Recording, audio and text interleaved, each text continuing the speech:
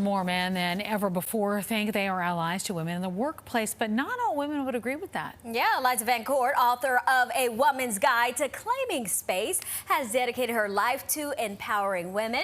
She joins us now to talk about how this disagreement in support can hurt women's well-being in the workplace. And welcome back to the show. Thank you so much for having me again. I'm excited to be here. We love this. Let's go ahead and jump in. What does being an ally to women look like? And is it different from just being a good old co-worker? Well, I actually don't think it's different than being a good old co-worker, because you can't be a good co-worker if you're not a good ally, because an ally is simply somebody who believes gender equity is important and backs up that belief by valuing the perspectives of women and working hard to interrupt microaggressions or things like that and having a systemic change on their entire organization. So it's kind of like saying you're going to have a friend, but they never really are there for you. You kind of have to do it. Yeah, well, let me ask you something. Is it a hard concept for some people to understand allyship? I think it's a really hard concept for some people to understand, and even if they understand it, they don't know what to do, and even if they know what to do, they're afraid of making a mistake, which is why we have to give people concrete advice. Yeah. And we also have to, if they make a mistake, they really got to greet them with encouragement and grace and some feedback. So what is the impact, you would say, of a workplace that doesn't have this allyship? Well, it's not good. It's not a safe place for women. First of all, women tend to call in sick more.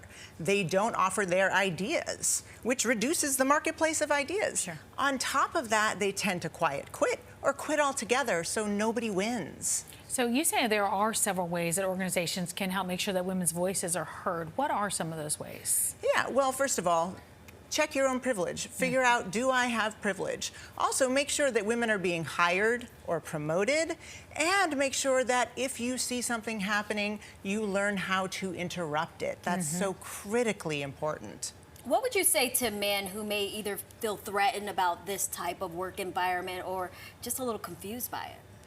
Well, I think change is always threatening, and it's a little bit scary, but that doesn't mean you shouldn't do the right thing. And also, I think it's important to keep in mind that every bit of research shows that when you have a workplace that is equitable and when you have allies, the entire workplace is better. So as I say in my book, when we rise together, we rise so much higher. And when we talk about allyship, we talk about it in a number of different areas. Can you list some of those areas we're actually talking about this in terms of helping women's voices?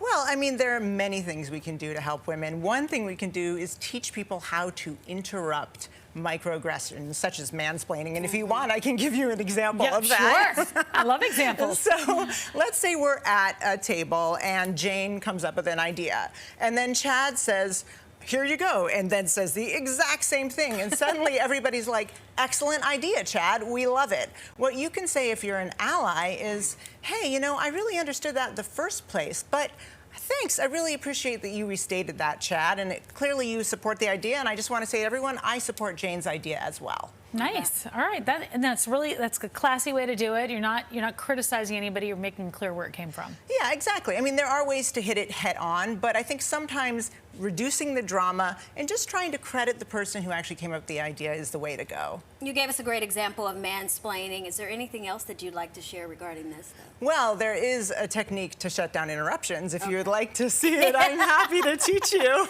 Fire away. So the first thing is, if somebody interrupts you, the first thing you can do is put up a finger and say, "Excuse me," and keep talking. The second time, you can say, "I'm speaking." And everybody, when Kamala Harris said that, my phone blew up because I teach this. You can do that. And then the last time, you can drop your smile and just say, "Let me finish." But the thing about that is, if you do 1, 2, 3, by the time you get to here, what I have found is that often an ally will jump in and say, "Hey, you know, you've just interrupted her 3 times, and can you let her speak?" Because you are visually cueing people, "Hey, this is happening." And so the whole room sees it happening, which gives the whole room an opportunity to advocate.